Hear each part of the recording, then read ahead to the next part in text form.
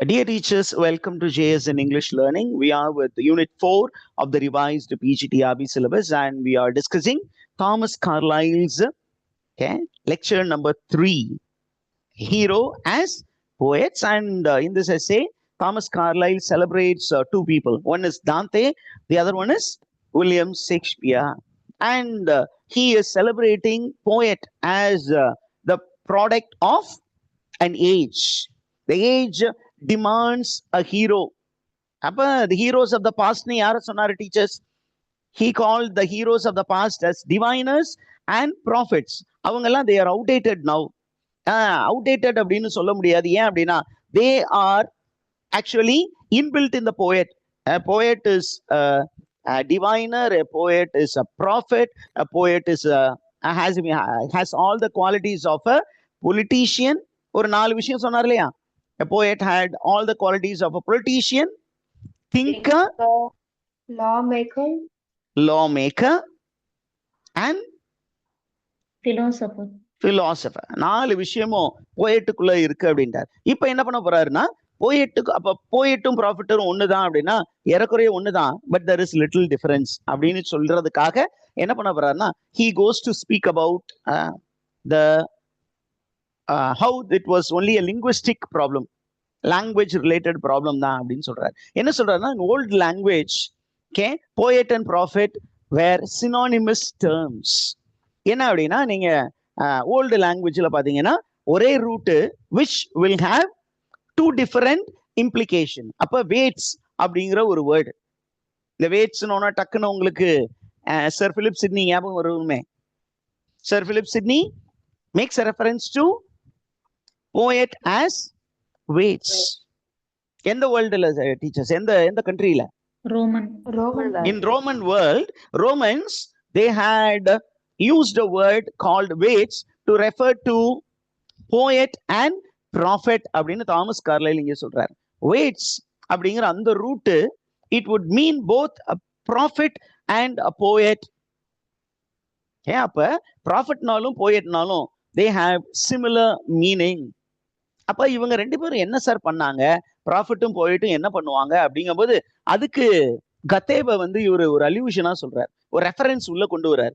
என்ன அப்படின்னா கத்தே யாரு? கத்தே ஜெர்மன் பிலாசபர். இந்த எஸ்ஏல பாத்தீங்கன்னா நிறைய ஜெர்மன் பிலாசபர் நேம்ஸ் அப்பியர் ஆகும், அதனால அந்த நேம்ஸ் எல்லாம் பாத்துக்கோங்க.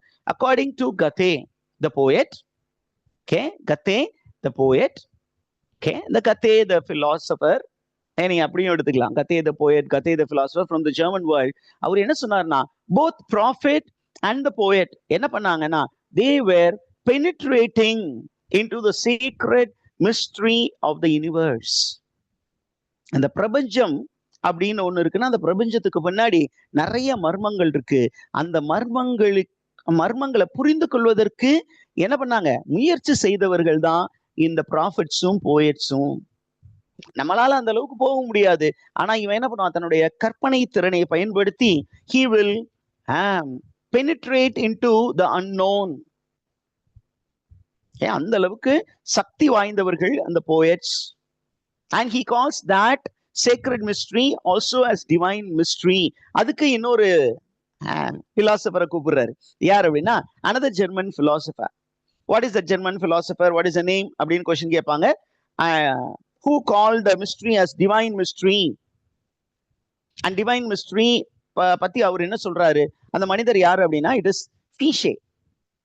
Fichte, Fichte, Fichte அப்படிங்கிற அந்த ஜெர்மன் பிலாசபர் என்ன சொன்னார்னா இந்த டிவைன் மிஸ்ட்ரிங்கிறது இந்த மனித வாழ்க்கைக்கு அதுக்கும் தொடர்பு இல்லாமல் இருக்கக்கூடியது விஷயம் இல்ல. It is something which underlies all beings. இந்த உயிர் வாழக்கூடிய அல்லது உயிரற்ற எல்லா ஜீவராசிகளுக்கும் ஒரு பேக் ஸ்கிரீனா இருக்கக்கூடியது இந்த டிவைன் மிஸ்ட்ரி. இந்த டிவைன் மிஸ்ட்ரி 2 கூறுகள் இருக்கு அப்படின்னு அவர் சொல்றாரு ஃபீஷே. என்ன அப்படின்னா ஒன்னு இஸ் அப்பியரன்ஸ், வெளிப்புற தோற்றம், இன்னொன்னு உட்புற தோற்றம். அப்ப நம்ம பார்க்கக்கூடியது, சாதாரண மனிதர்கள் பார்க்கக்கூடியது அப்பியரன்ஸ் மட்டும்தான். ஆனா போயட்ஸும் ப்ராஃபிட்ஸும் எதை பார்ப்பாங்க? தோற்றத்திற்கு புறம்பே இருக்கக்கூடிய உண்மையை பார்ப்பார்கள். Did you understand the teachers? நம்ம வந்து பார்க்கறத மட்டும் அப்படியே வச்சுட்டு போயிடுவோம். கண்ணால் பார்ப்பது மட்டும், கண்ணால் பார்ப்பது போய், காதால் கேட்பது போய், தீர விசாரிப்பது, அந்த தீர விசாரிக்கிற ஸ்டேஜுக்கு போறவன் தான் ஒரு ப்ராஃபெட், ஒரு போயட். அப்ப என்ன சொல்றாங்க, நம்மளால நம்ம வந்து அப்பியரன்ஸோட ஓடி போயிடுவோம். அந்த அப்பியரன்ஸ்க்கு பின்னாடி ஒருத்தன் தாண்டி போய் அந்த ஒரு டார்க்னஸ்குள்ள இருக்கிறது என்ன அப்படின்னு தேடி கண்டுபிடிச்சு நமக்கு வந்து சொல்ல வரான்ல, அவன் தான் போயட், அவன் தான் prophet. Did you understand the teachers? So இந்த டிவைன் மிஸ்ட்ரி அப்படிங்கிறது ஏதோ வேற்று உலகத்துல இருக்கா அப்படின்னு கேட்டா அதையும் தெளிவா தாமஸ் கார்லைல் சொல்றாரு. இல்ல, it is here and now. The divine mystery is in all times and in all places. எல்லா இடங்களிலும் தீர்க்க நிறைந்து இருக்கிறது. நம்ம அதை பார்க்க மாட்டேங்கிறோம். இறைமை அப்படிங்கிறது எங்க இருக்கு அப்படின்னா அது மேல் உலகத்துல இல்ல. ஜீசஸ் கிரைஸ்ட் சொன்னாரு, ஒரு பெரிய திங்கர் நேரா சொன்னாரு, யோ விண்ணுலகம்லாம் அங்கெல்லாம் இல்ல, it is here, right here, here amidst you.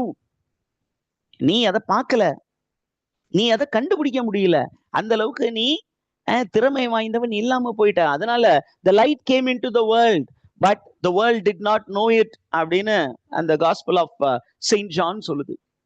யோவான் எழுதிய நற்செய்தி, சுவிசேஷம்னு சொல்லுவாங்க புரோட்டஸ்டன்ஸ். அதுல பாத்தீங்கன்னா அதிகம் சொல்லுது, இந்த உலகம் ஒளிக்காக இயங்கி கொண்டு அந்த ஒளி வந்து இந்த உலகத்துக்கு வந்தது.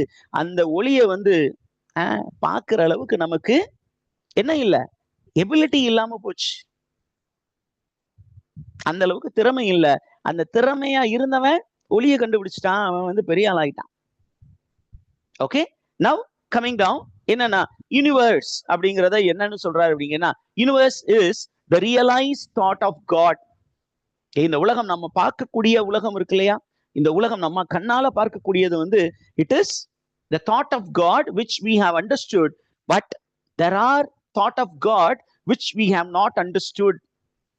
அந்த நம்மளால புரிந்து கொள்ள முடியாத விஷயங்களை நமக்கு புரிஞ்சுக்கிட்டு நமக்கு வந்து சொல்லி கொடுப்பவர்கள் தான் the poet-ம் prophet-ம். Did you understand the teachers? So what is the work of a prophet and a poet அப்படிங்கறது அடுத்தத சொல்றார். என்னன்னா prophets and the poets, they are inspired by nature, inspired by God.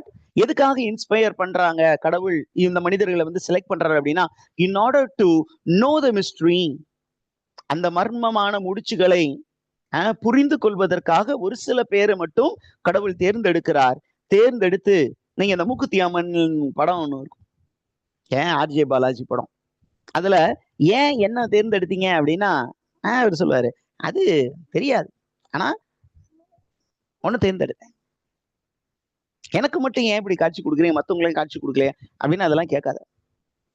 உனக்கு ஒரு சில விஷயங்களை நான் தெளிவுபடுத்தணும், அதனால நான் அவன் ஒரு சீக்கரா இருந்திருப்பான், அதனால அவனை தேர்ந்தெடுத்திருக்கலாம். அல்லது கடவுள் வந்து இவனை தேர்ந்தெடுத்து என்னதுன்னா இவனுக்கு டைரக்டா ஒரு சில சீக்ரெட் நாலேஜ் கொடுக்கணும்னு முடிவு பண்ணி, through direct revelation those knowledge was given. அது வந்து வெளிப்பாடாக அவனுக்கு கொடுக்கப்பட்டது. அவன் போய் ஸ்கூல்ல உட்கார்ந்து படிச்சு இதை தெரிஞ்சுக்க முடியாது. ஒரு மடாதிபதியிட போய் நீங்க சீடனா இருந்து இதை தெரிஞ்சுக்க முடியாது. கடவுள் வந்து உங்களுக்கு அதை வெளிப்படுத்தணும். யாருக்கு வந்து வெளிப்படுத்தணும்னு முடிவு பண்றாரோ அவங்களுக்கு மட்டும்தான் இந்த சீக்ரெட் நாலேஜ் வந்து வெளிப்படுத்தப்படும். அப்படி வெளிப்படுத்தப்பட்ட நாலேஜ நமக்கு சொல்லி கொடுக்கிறவங்க தான் ப்ராஃபட்ஸும் போயட்ஸும். Did you understand the teachers? They reveal to us what they have received. Okay, அடுத்தது அவங்களை இன்னும் கொஞ்சம் உயர்த்தி கொண்டு போகணும் இல்லையா, என்ன அப்படின்னு கேட்டீங்கன்னா அவங்களுடைய குவாலிட்டி என்ன, ஒரு ப்ராஃபெட் போயிட்டுக்கான காமன் குவாலிட்டி என்ன அப்படின்னா, they are very sincere and earnest. What are the common qualities of a prophet and a poet? They are sincere to the cause. அவங்க அழைப்புல வந்து ரொம்ப ஸ்ட்ராங்கா இருந்தாங்க. கடவுள் அவங்களை தேர்ந்தெடுத்துக்கிறார் இந்த வேலைக்காக, அந்த வேலையில அவங்க ரொம்ப சின்சியரா இருந்தாங்க. ஏர்னஸ்ட் அப்படின்னா they were determined. இல்லடா நான் கொன்றுவேன் அப்படின்னு சொன்னா கூட நான் சொன்னதுதான், நான் மாத்திக்கவே மாட்டேன். Okay, did you understand the teachers? So how are poets and how are prophets and poets defined by Thomas Carlyle அப்படின்னா, they are the participators in the open secret. ஒரு சீக்ரெட் வந்து இருக்கு, அந்த சீக்ரெட்டை தெரிஞ்சுக்கிட்டவன் they are participators in the open secret and they are heroes. அப்ப அடுத்த ஸ்டேஜுக்கு அவங்களுக்கு இன்னொரு டேர்ம் கொடுக்குறாரு. என்ன அப்படின்னா, both prophets and poets are revealers. They reveal sacred mystery to us. நம்மளால புரிஞ்சுக்க முடியாது, ஆனா அதை நமக்கு புரிந்து கொள்ளும் விதத்தில் சொல்லி கொடுப்பவர்கள் அப்படின்னு ரெண்டையும் காமனா சொல்லிட்டு இப்ப டிஃபரன்ஸ் கொடுக்கணும்ல. How is a prophet different from a poet? How is a poet different from a prophet? அப்படின்னு சொல்லும்போது now he is going to speak about prophet. Who is a prophet? A prophet அப்படிங்கும்போது இந்த இடத்துக்கு வந்துட்டோம். Are you there with me? இது புரியுதா எங்க இருக்குன்னு? இந்த இடம். Okay. A prophet யாரு அப்படின்னு கேட்டீங்கன்னா, a prophet is seized by the sacred mystery and அவரு அந்த sacred mystery என்னன்னு பாக்குறாரு. He sees the moral side of the sacred mystery. He is very much touched by the moral side. Moralனா தமிழ்ல என்னன்னு சொல்லுவோம் டீச்சர்ஸ்? நன்னெறி விளக்கம். அப்ப இவர் வந்து என்ன பண்ணுவாரு, ஒரு ப்ராஃபிட் வந்து நன்னெறி விளக்கம் அப்படிங்கிறத மக்களுக்கு சொல்லி கொடுப்பார். எதை மக்களுக்கு சொல்லி கொடுப்பாரு? நன்னெறி விளக்கம். எது நல்லது எது கெட்டது அப்படிங்கிற அந்த சீக்ரெட் மிஸ்ட்ரிய நன்னெறிகளாக புரிந்து கொண்டவர். அப்ப அதை வந்து மக்களுக்கு சொல்றாரு, நல்லது எது கெட்டது எது, அப்புறம் உன்னுடைய கடமை என்ன, எதை நீ செய்யக்கூடாது, எதை செய்யணும் எதை செய்யக்கூடாதுன்னு மக்களுக்கு படிப்பினைகளாக கொடுக்க போறவர் வந்து ப்ராஃபிட்ஸ். நீங்க சர்ச் எடுத்தீங்கன்னா, நீங்க பைபிள் எடுத்தீங்கன்னா, பழைய ஏற்பாட்டுல நிறைய அந்தந்த காலகட்டத்துல மக்கள் எல்லாம் தடம் மாறி போகும் பொழுது கடவுள் வந்து ஒரு மனிதனை தேர்ந்தெடுத்து அங்க இறக்கி விடுவார். டே போய் அந்த மக்கள் கிட்ட அவங்க செய்யறது தப்புன்னு சொல்லு, எது நல்லதுன்னு சொல்லு, அப்படி நல்லது நான் சொல்லி நீ போய் செய்யாம போனீங்கன்னா உனக்கு பனிஷ்மெண்ட் கிடைக்கும். அப்படிதான் உங்களுக்கு வந்து இந்த ஜோனா அப்படிங்கிற ஒரு தீர்க்கதரிசியுடைய கதை வருது. நினிவே என்ற நகரம், அந்த நகர மக்கள் வந்து தப்பு பண்றாங்க.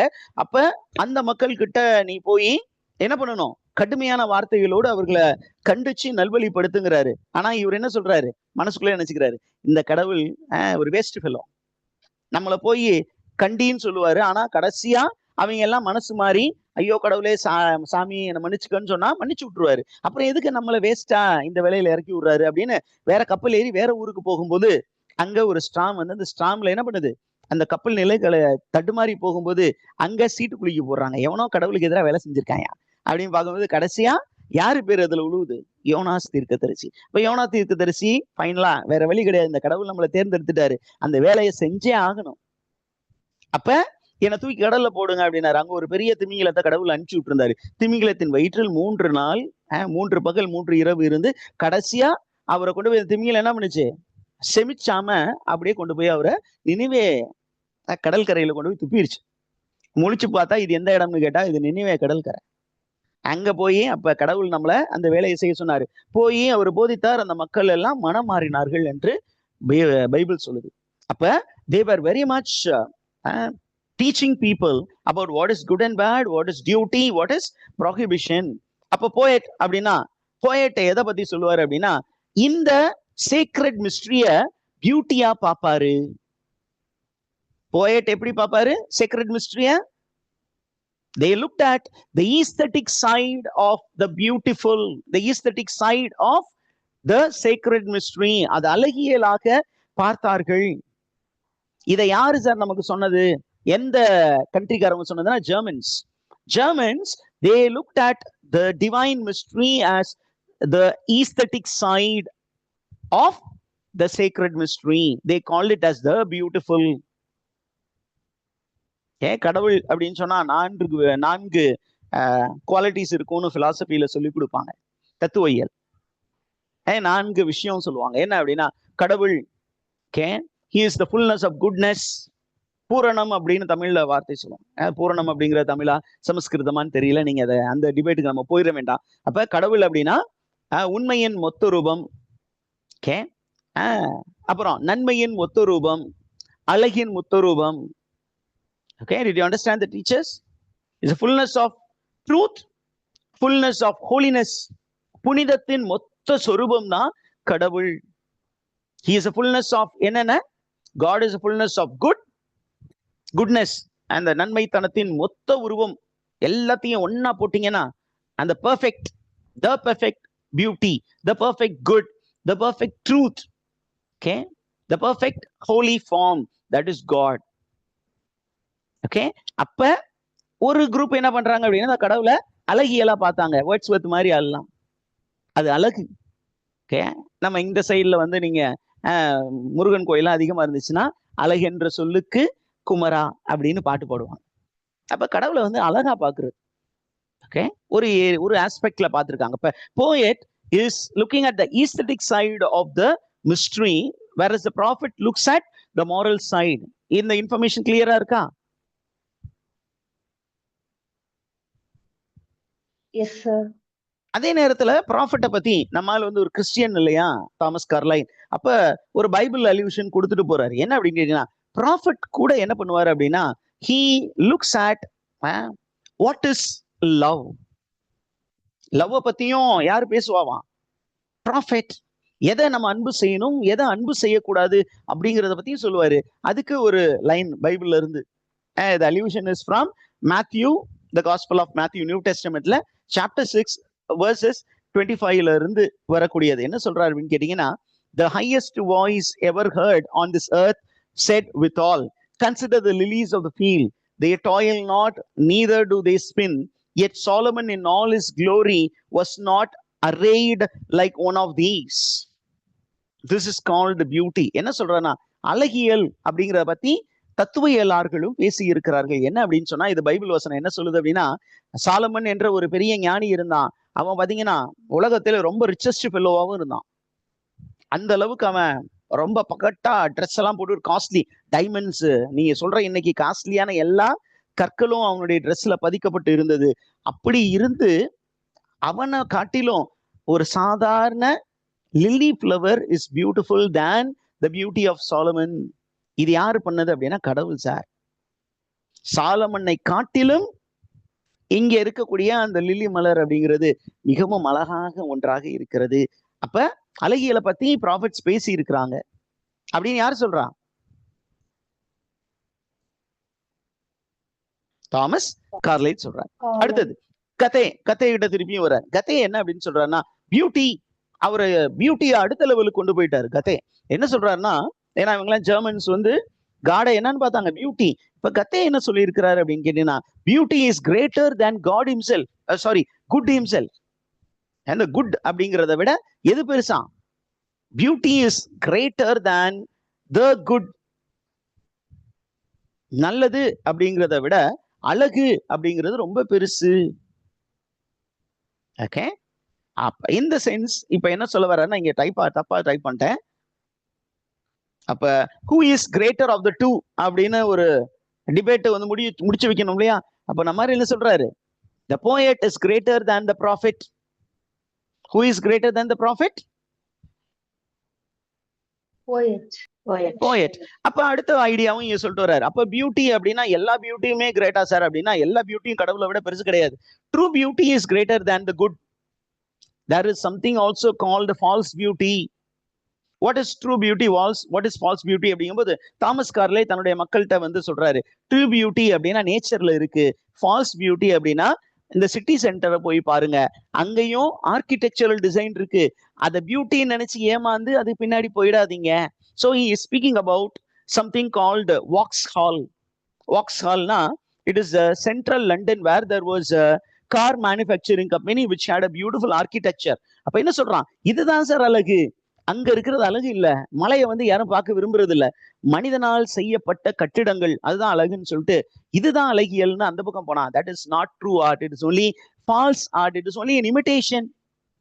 ஏறக்குறைய பிளேட்டோவுடைய it is imitation of reality, so it is not true அப்படிங்கிற ஒரு கான்செப்டை தாமஸ் கார்லைல் முன் வச்சுட்டு he is going to speak about poets. ரெண்டு கேட்டகரியா பிரிக்கிறார். who are the what are the two categories of poets? Good poets, bad poets.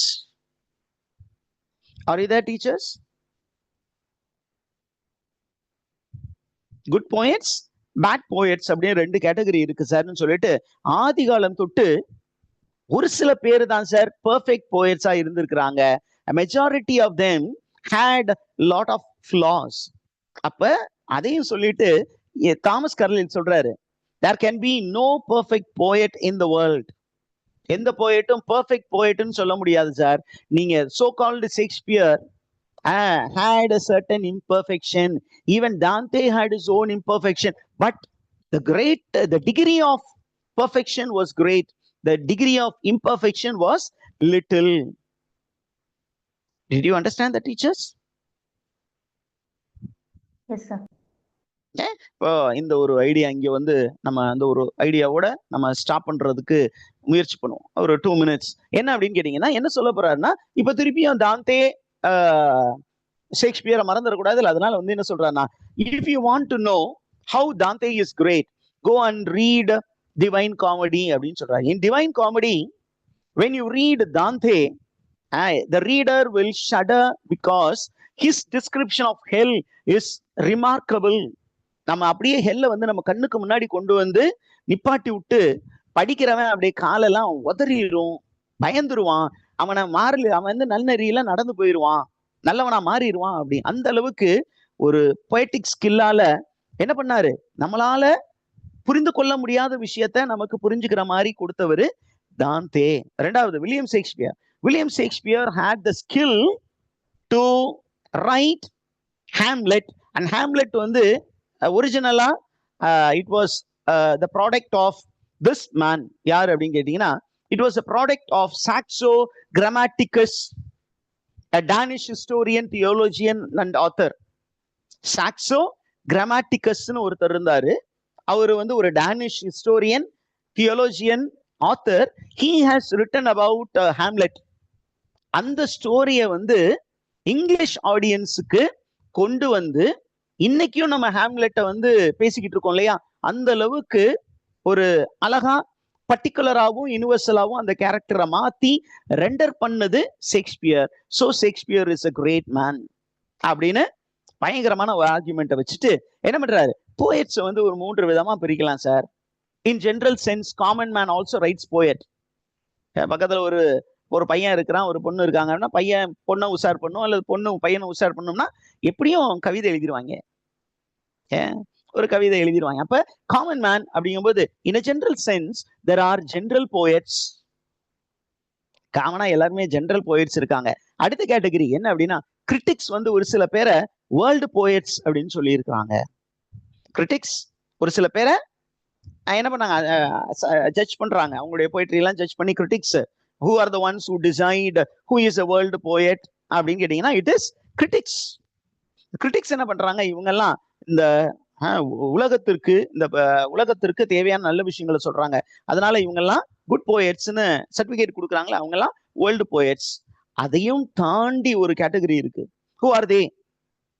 they are universal poets. why are they universal poets அப்படின்னு கேட்டீங்கன்னா, they touch the universal truth. Universal truth.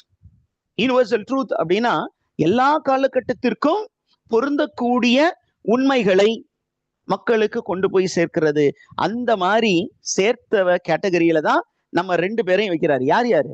Dante and Shakespeare.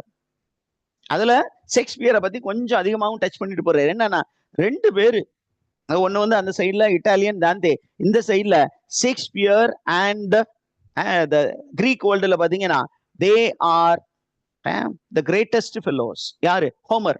Shakespeare and Homer, according to Thomas Carlyle, are immortal poets. Are you there, teachers? என்ன சொல்றாரு, காலத்துல திடீர்னு போயட்னு இருப்பான், ஆனா மறைஞ்சிருவான். கொஞ்ச நாளைக்கு அவனை பத்தி அவனுடைய கவிதையை பேசிக்கிட்டு இருப்பாங்க. இன்னைக்கு மியூசிஷியன்ஸ் வர்றாங்க இல்லையா, காலத்தை கடந்தும் MS விஸ்வநாதன் ராமமூர்த்தி பாடல்கள், இளையராஜா பாடல்கள், AR ரகுமான் பாடல்கள், ஹாரிஸ் ஜெயராஜ் பாடல்கள் அப்படின்னு வருது. அனிருத் இப்ப இருக்கிறாரு. பட் ஒரு சில பேர் இடையில வந்து போனாங்க, காணா போயிட்டாங்க. ஒரு சில பாடு இன்னும் கடந்து இருக்கு. ஏன் அப்படின்னு சொன்னீங்கன்னா, that is the nature of the impact they made. எல்லாருமே ரசிக்கிறாங்க அந்த பாட்டு, இளையராஜா பாட்டு. அல்லது முன்னாடி எழுதின பட்டுக்கோட்டை கல்யாண சுந்தரம் பாட்டு, கண்ணதாசன் பாட்டு, எல்லாருமே இன்னைக்கு பாடுறாங்க, ரசிக்கிறாங்க. ஏன் அப்படின்னா the universal quality and the particular quality which is found in Dante and William Shakespeare. Did you understand the teachers? Yes, sir. Okay, I think we will stop here. Okay, நம்ம என்ன